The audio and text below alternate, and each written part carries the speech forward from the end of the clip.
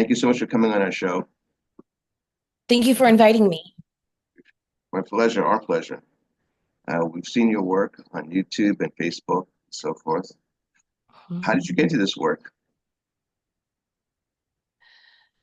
It's an interesting story, actually. I had received my verdict back from the Bet Den because I had gone to them to try and get my Jewish status sorted.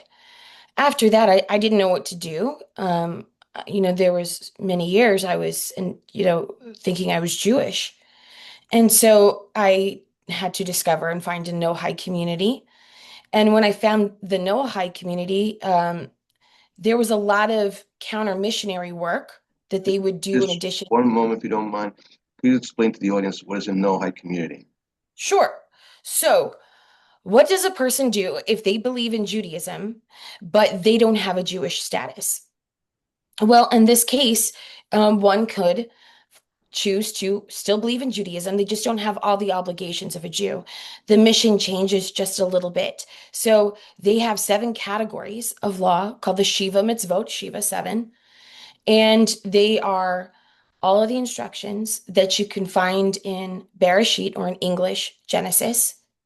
And they're the obligations that one has who isn't Jewish. Um, and today, those people who've accepted that are called Noahides. So you're saying that you were born Jew, you weren't born Jewish, you're saying, or you thought you were born Jewish. I thought that there was good indication that my mother's great grandmother was an apostate because she was buried in a cemetery called McPalla. And in Apple's dictionary, it's listed as a Jewish cemetery, 1905. Plus, with DNA testing, my haplogroup is found amongst Portugal Jews, exclusively not the indigenous people of Portugal. It's N1A. But I never thought about it because I wasn't focused on that until my grandmother passed away. And that triggered something inside me. She was cremated and I was very much against it. And it was such an emotional moment that I was like, I need to get our status sorted. I need to know for sure. Because there was a lot of speculative anecdotal evidence, but I needed an actual verdict. And so I went on a mission to obtain that. And I wanted to make sure that if anybody else died in my family, they could get buried in a proper Jewish funeral. It was just what motivated me to look deeper. Tremendous, wonderful. I wish that many people would have that feeling. You know, Yeah. unfortunately, they don't sometimes. And especially after we went through the 6 million Jews and then the Victoria, and here we burned Jewish people themselves who uh, are only helping the Nazis to get rid of such Jewish bodies. Yeah. So now, so you're saying, so then you found out, and then you went to the next level of 18. I went to the Bet Din because I knew that my Zaidi was Jewish, but I didn't know anything about Judaism because both of my grandparents were secular. That's actually one of the things that attracted them to each other is they weren't sure what they believed in. And they found common ground. And that wasn't very common in the late 50s. Most people had a religion identified with it. Today it's very common.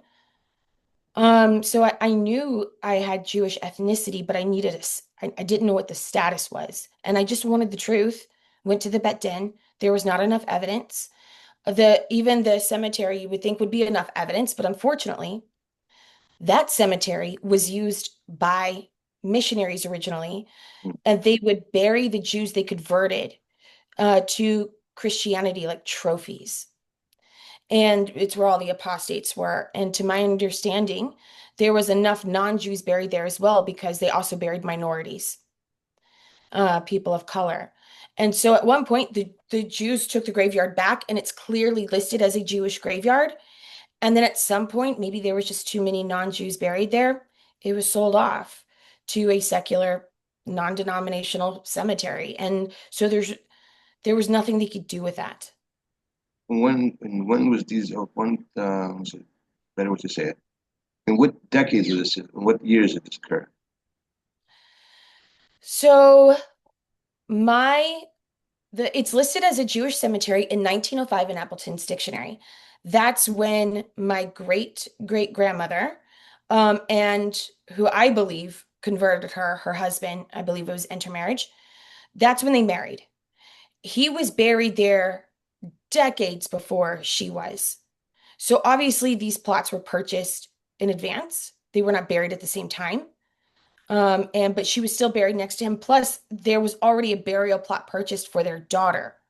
So that tells me there was a family plot purchased, and their marriage was around the same time it was listed as a Jewish cemetery. And So, so now, once you go to the yeah, big dean, what happens? just that. Other than because of, the likelihood of her being an apostate. And there wasn't intermarriage with women. Like she had a daughter, my great grandmother, who was actually the first Miss Universe. Really? Uh, yes. Um, Technically the second, but technically the first. So she was the first Miss Universe in the sense that there were people that came from overseas to participate in the pageant Mm, um, in 1927. mm. And she had married a non-Jew. So the maternal line remained intact until my grandmother married a nice Jewish boy. The maternal line remained intact, but they did marry non-Jewish men. And those men practiced Christianity, I guess. So And so, big dean said, what does about you? What did they say about you? with that, what can they do? Because you don't have a line of people practicing it. Even my own Zadie, I mean, at least his family, there was no intermarriage, and it was a lot easier to prove.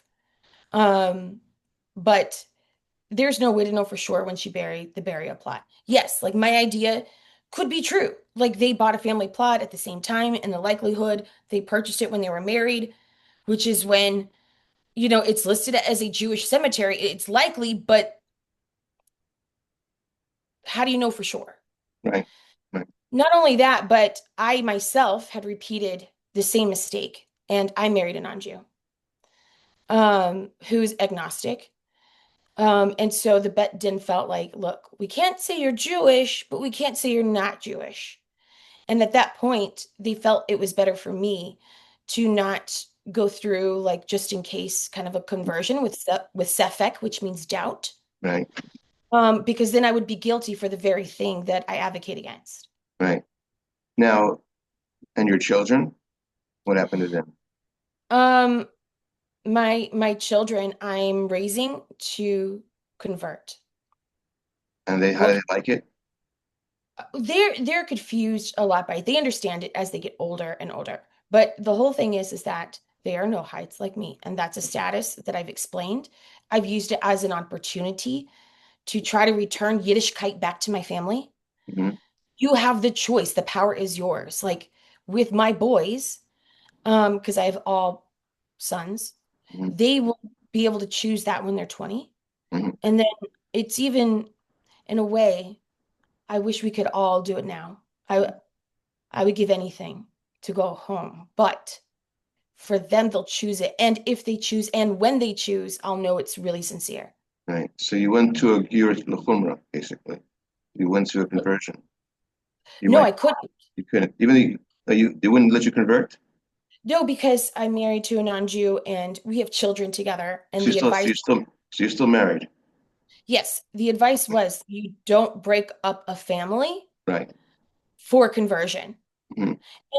And this I understand. I understand this. Right. Um, right. So I I cleave to every word they said. They say don't break up a family for a then I don't break up a family for a conversion. If they said break up then I would. I Really. mean, that's what we're supposed to do. We're supposed to listen to our rabbis. They know what's best. Hmm. And I believe it's all divine providence anyway. Hmm. So There now wasn't a verdict. Yeah, how's your husband feeling about this? Does he one day want to convert? no. He's an agnostic. I have no idea what the future holds. Right. I can only speak about what today looks like. Right. Okay. So let's go into what today looks like. How did you get into now counter missionary? So after I got that status back, I was actually devastated. Um, because I didn't have this desire to preach against intermarriage before so much. it was going through all of that research, seeing how the line can be broken.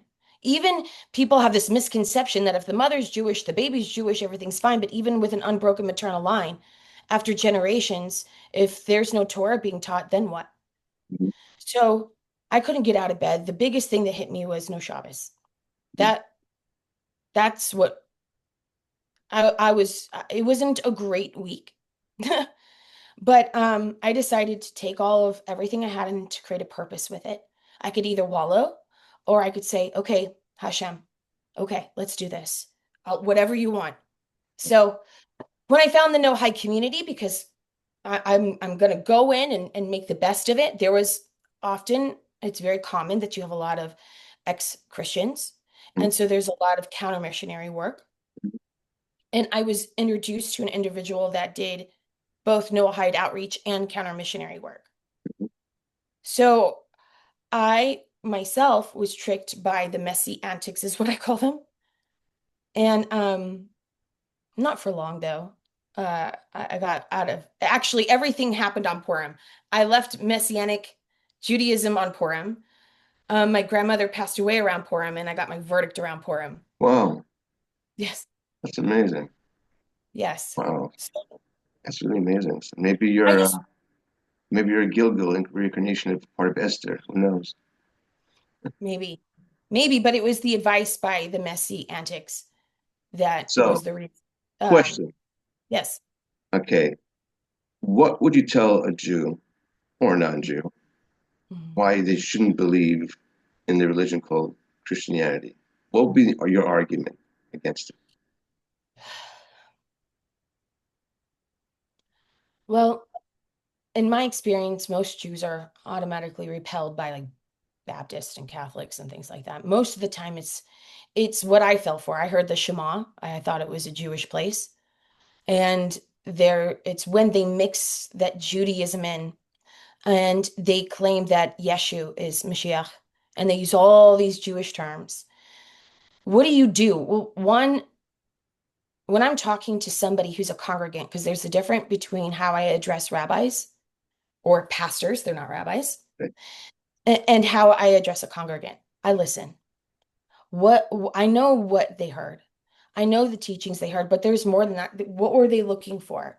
People don't just suddenly jump into something unless something else happened first. I try to listen to their story, but I tell them there's a reason the Jews don't believe in Yeshu. And if they'd like to know, they can ask, and I'm here. Okay, so I don't give me the reason why.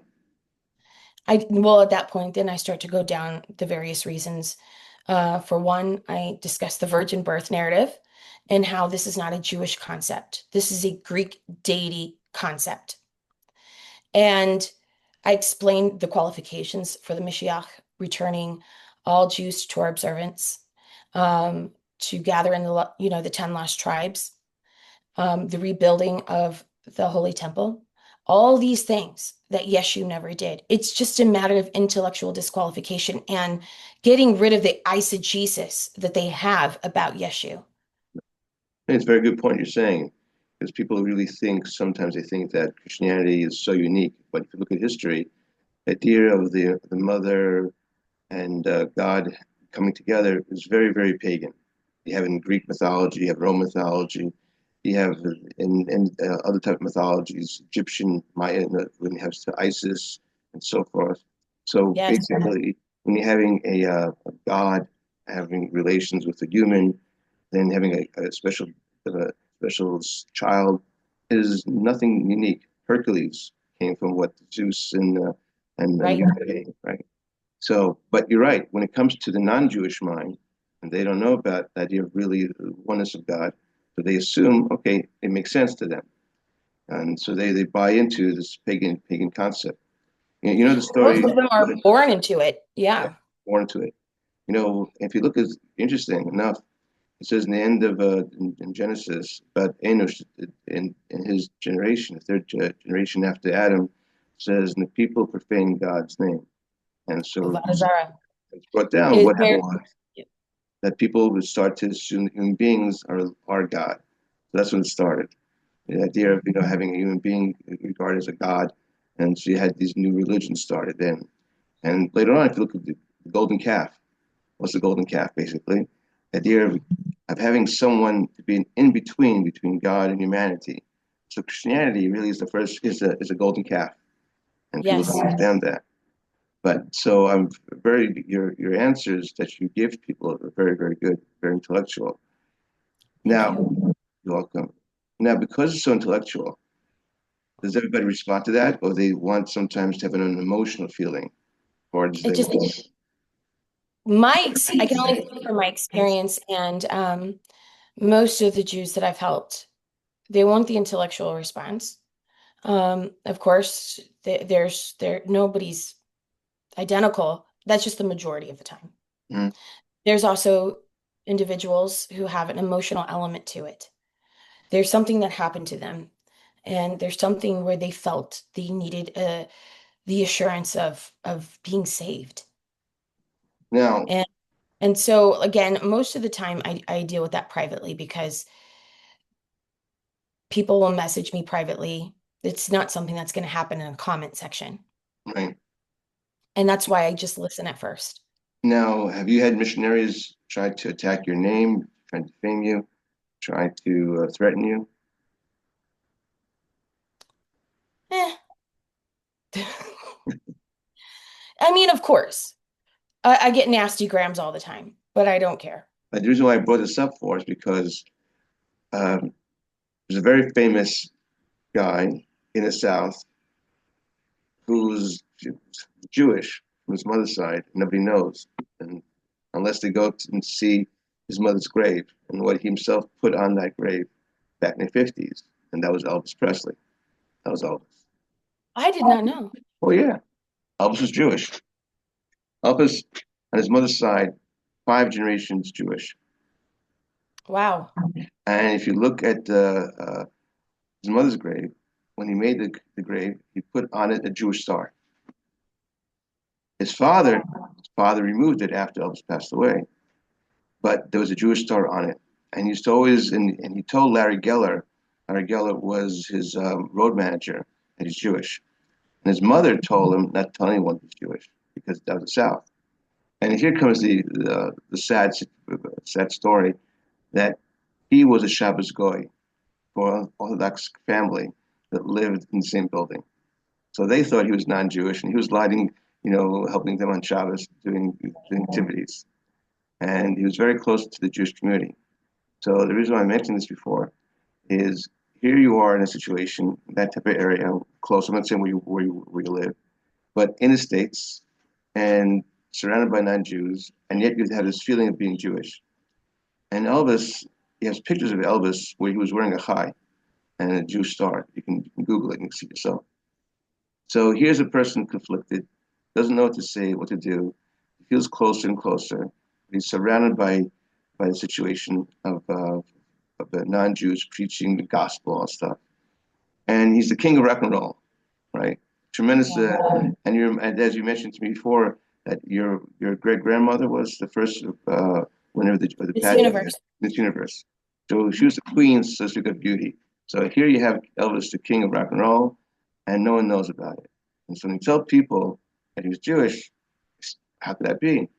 And then again, there's something unique about Jewish people that they're always the first in everything, almost. So how would you explain to people that's amazing blessings that Jews have is because Jewish education, or Jewish, so to speak, control of the world? How would you tell them why Jews are so unique? It's not about control. Hashem, God, gave them a responsibility from birth. Why should that not come with blessings? You can't say, do without reward. Of course, every Yid, every Jew is going to be blessed. They were born into one of the hardest jobs. And what is our It's job? not about control. What? What is their job? What is our job as Jews? What do we have to Torah do? mitzvot, Hmm. number one. And to help transform the darkness into light is how I like to say it. It's To beautiful. get us back to that place before Enoch, to get us back to that place where they reveal the oneness of Hashem. Mhm. Have you ever heard the Hatem Sofer? Have you heard of him? Hatem Sofer was a great Hatem Sofer. Hatem No, Sofer. Hatem no. Sofer was a great Torah giant. And he made an amazing statement like 150 years ago. He said, "Do you know why Jews are so smart?" So before I give you the answer, let me preface this with another story. In South Korea, if you go to South Korea, do you know what you will find in every house there in South Korea? What? A Gemara, all the Gemara, all the Talmud. Every Interesting. every house in South Korea. The mothers teach their children Talmud. Why did that happen? Because the Koreans are so shocked why Jews are so talented. Jews are so smart. You know, you have Nobel Prize winners, and the majority of 27% of Nobel Prize winners are Jews, even though we're only Yes. 15 million people of the whole world population out of 8 billion people. That's basically 0.02% of the whole world. It's nothing. And yet we have 27% who are Nobel Prize winners. So they came to Israel and they began to study, and you see that these Jews learn the Gemara, the Talmud, and they were very smart and so forth. So there must be the Talmud. So they brought back this idea back to Korea, and the women, the mothers, began to teach their children Gemara, Talmud. Problem is, still, they're not as talented as the Jews. How could that still be? And still, the ones who did win the Nobel Prize never learned the Talmud, basically. They weren't religious people. So again, how did it happen? So the Chatan Sofer said a very amazing Torah insight. He said, Hashem, God, and why we say Hashem, the name, we don't go God by his name. Hashem gave the Jewish people a special blessing for intellectual grasp of the Torah itself, special gift. So because they have this special gift in the merits of the forefathers, Abraham, Isaac, and Jacob, and the foremothers, Sarah, Rebecca, Rachel, and Leah, so they have an amazing ability to create, to have insight, and so forth. So he says, if you don't use it for the Torah, it'll be used in other fields of knowledge, be it chemistry, Oh, yes, I see mathematics, the point. engineering. Exactly. So if the Koreans want to be as smart as the Jews, convert. Simple as that. And they shouldn't if they don't feel compelled to. If you're only doing it for the gain of intelligence, that's not the reason to convert. Correct. Correct. So when a person comes to you and says to you, listen, I don't understand your mission, right? And then you tell them your story and so forth. What is the reason, or do you think they sometimes, even though they may hear your truth and you give them all the proofs, whatever the case would be, what is the thing that they don't want to make the next step? Now, and we're talking about Jews, talking to Jews themselves, not someone who wants to convert to Judaism, but a Jew says, I don't want to go and make that next step, even though that's my national, my heritage, who I was born with, my bloodline, and still I don't want to make that next step of recognizing my true identity. And this is assuming the person Is Jewish. is Jewish and they don't, what is it that they don't want to become observant? Is that what you're Yes, saying? exactly. Okay. Exactly. Right. Okay. I have not encountered that yet. Most of the people that message me say that because of my story, it broke their heart and it motivated them. Baruch Hashem, but that's been the case so far. Heaven forbid that should happen that someone says, I don't want to take the next step. But if they did, I would ask why and I would listen. Depending on what they said, would depend on what they said next. But regardless of what explanation they gave me, I would have faith in them that they would return. They're going to return. They wouldn't take the time to talk to me about it. They wouldn't even take the time to tell me what they're not going to do if there wasn't something in them that wanted to do. Mm-hmm. It's like it reminds me of what the Rebbe said. You dig deep enough, you'll find the water. Every Jew's like a wellspring. Mm-hmm. So they're on their way home. It's their Yitzhahara they're fighting. Mm-hmm. I don't have to worry about it. They're coming home. Yeah. The way you talk and everything else, I'm sure your soul's Jewish. No. I'm, Thank you. I'm, That's what I I'm, wrote that. I'm certain of it. I'm certain of it. You know, they say, Agesh Mege'el, It says in the Torah, it says a convert that converts. Have you heard of that statement? Yes, a convert who converts. What does that mean? Yes. Yeah, So, they were. so when someone converts, they convert because they're Jewish in the first place. What happens is that there are two situations of a person converts. One, because their soul was at Mount Sinai. All Jews that were at that moment and in the future, and all those who wanted to convert at Mount Sinai, but came from other nations spiritually, have a task. And their task is to be born non-Jewish and then to find themselves and come back to their roots. So it says a convert that converts because they already converted basically at Mount Sinai. They became Jewish at Mount Sinai. Their souls did, but their bodies The have not yet been neshama. Jewish yet. Right? Neshama. Right, neshama. That's one way. Another thing, people don't want to hear this sometimes, is that someone who becomes a convert was also originally was Jewish in a previous life. And they did something so terrible that they basically took themselves out of their Jewishness, out of their peoplehood. So They left Hashem the took fold. their soul, put them in a non-Jewish body in order to go through the journey of becoming Jewish again. Right. Now you heard of Bob Dylan, right? Of course. Who? Bob Dylan, the great writer, Bob Dylan, the singer, Bob Yes. Dylan. Right? So Bob Dylan was born Jewish, Rabbi Zimmerman, and he and his friend became more, let's say, aware of Judaism because of his friend named Leo. I think Leo Kaplan, I think his name was. He's very famous now on the internet. He's giving interviews about him and Bob Dylan, and they went to the same camp, Zionist camp, and so forth, and they began to learn about. He began to learn about Torah, and Dylan began to be interested in it. And the reason why is because Dylan went through a Christian period Oh, back in the 1980s, and he was recommended to go visit the Rebbe, the Lubavitcher Rebbe. And he went to the Lubavitcher Rebbe, and the Rebbe, they was going to see him, so to speak, see him. How so? Because the Rebbe would look at people in the crowd, and there's special mystical connection with people.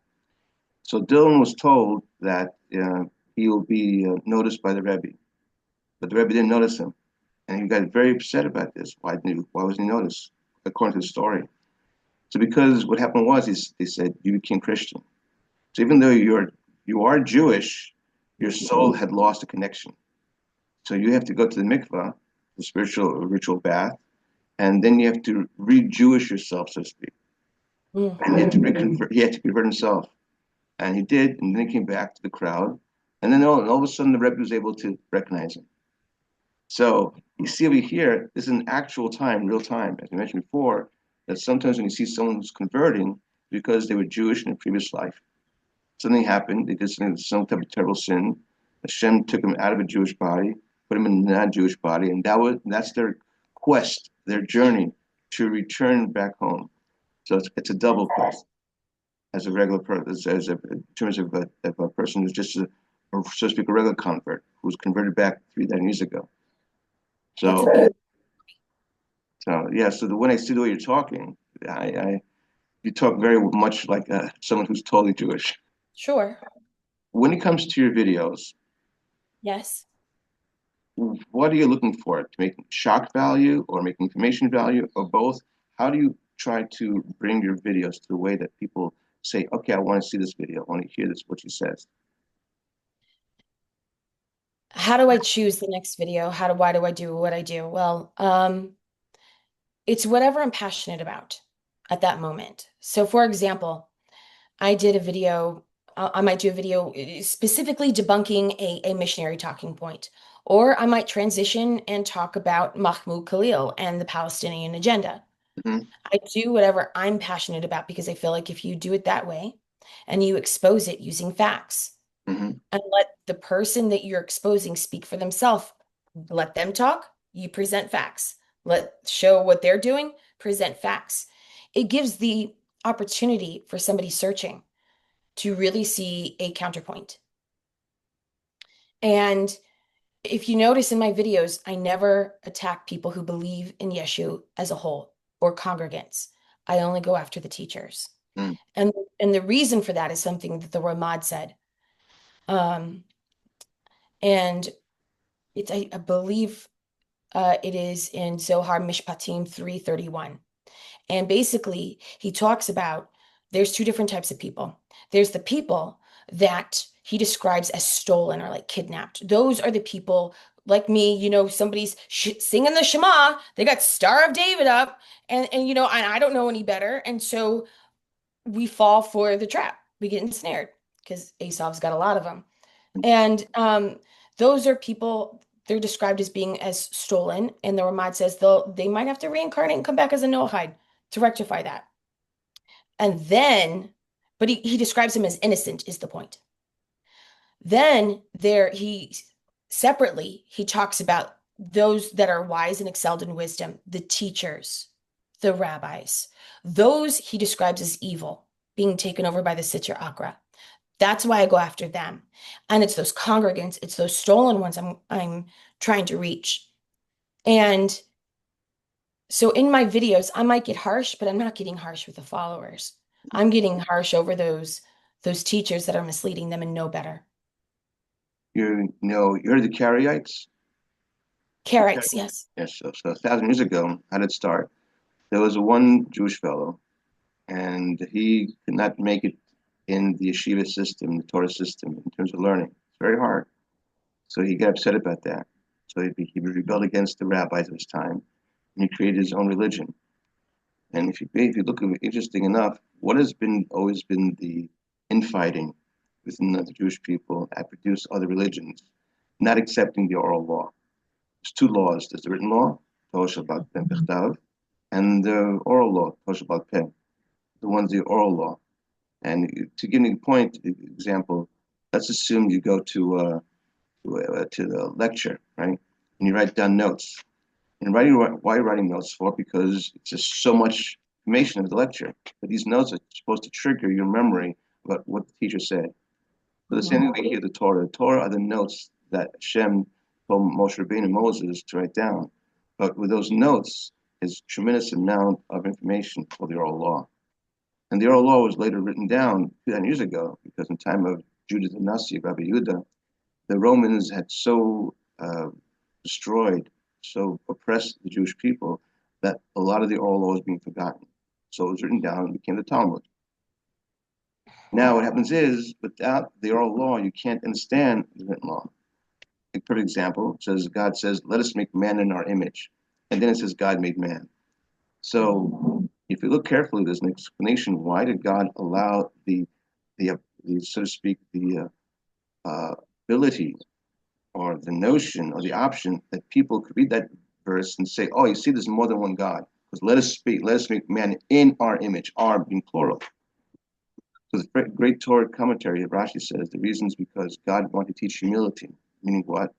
First talk to people who are below you, so to speak, in knowledge, your juniors, and then and then later on make a decision. But if you notice, God himself made man by himself. So the question about humility and the question about idolatry. So God is willing, so to speak, to let man, those who want to fall in the trap of idolatry, to fall, but want to teach humility. And why is this so important? Because unfortunately, you have these teachers, so to speak, who they know the truth, but the truth is, man, they're very arrogant people, and they don't want to learn the truth. And so what you're doing is you're going after the teachers, which is very, very, very commendable. And you're telling the teachers, you're the hypocrites, you're the liars, you're the tricksters, and you're not telling the real truth. Just like the person who created the Karaite, the religion, 1,000 years ago. He didn't want to forgo his ego. It's all about the ego, right? So the last question before the Zoom ends. Yes. When people try to have these confrontations with themselves and they have this moment of reckoning with their own ego, what do you recommend to them? They can overcome that last sidra achra, that last hold of the Yetzer Hara, the inclination that doesn't make him go and say, "Hey, Kate, all right, I'm going to stop following this nonsense, and I'm going to finally accept the truth, and also tell others to accept the truth." So in one instance, I had to do that. That really had an impact. I did the opposite of what anybody thinks that I would do, and I complimented them. And I said, I'm proud of you. Your Yitzhahara is so large. Wow. That means your Yitzhahara Tov is this large. And it's just when it comes out, oh, Baruch Hashem, like it's gonna be amazing. I Wow. was like, I was like, take it as a good sign. You're gonna get there, and let me know the good news. And that's it. That's brilliant. Yeah. That's brilliant. Really Yes. excellent. You just you totally outsmart the enemy. The enemy Yes. did not expect that one at all. Wow. I want to thank you so much for coming on the show. It's been very enlightening and quite wonderful in your brilliance and your dedication. And we wish to see and we hope to see more of your videos. And may more people be like you. Thank you so much. Thank you so much for inviting me. I really appreciate it. Thank you.